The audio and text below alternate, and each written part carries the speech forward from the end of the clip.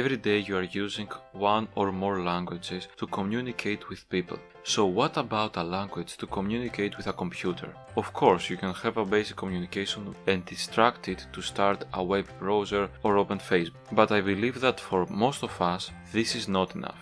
The idea of programming language is to tell a computer to create your own Facebook, or a robot, or even an image processing system that is able to identify faces in a picture. But first, I should mention that there are numerous options to start. For example, you can start with C++, Java, MATLAB, and so many more languages. The language that I choose for this series of videos is Python, because it is a very powerful language and at the same time easy to start, which is great for someone who is just starting. Also, in one of the next videos we will analyze why programming languages don't really matter.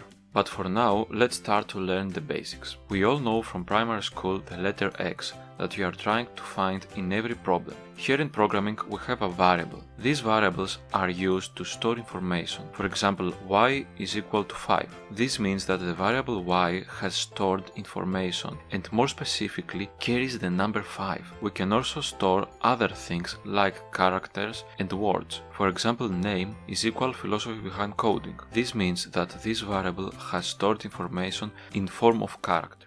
Sorry for the interruption, I just want to tell you about the review system in Udemy. I think that these days the review screen keeps coming up sooner and sooner, so please take 35 seconds of your time and leave a review, even though it is still early. You can always change your review right here, whenever you want. Thank you very much, and let's go back to the code. For these tutorials we will use this platform. This is a really user-friendly experience. You just click the website and start programming immediately, without even need to log in. So let's start using it. Python is a scripting language. This means that you have a shell where you can write some fast code lines. For example, a is equal to 2.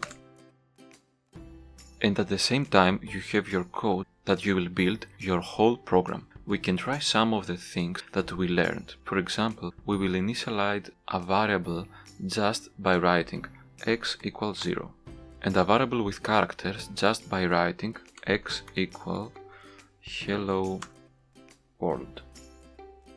Then, just for practice, we can show the content of the variables x and h with the command print x and print h. Furthermore, we will write some characters. Here the environment is very simple. We can run the program just by pressing the button run, and we will see the results here.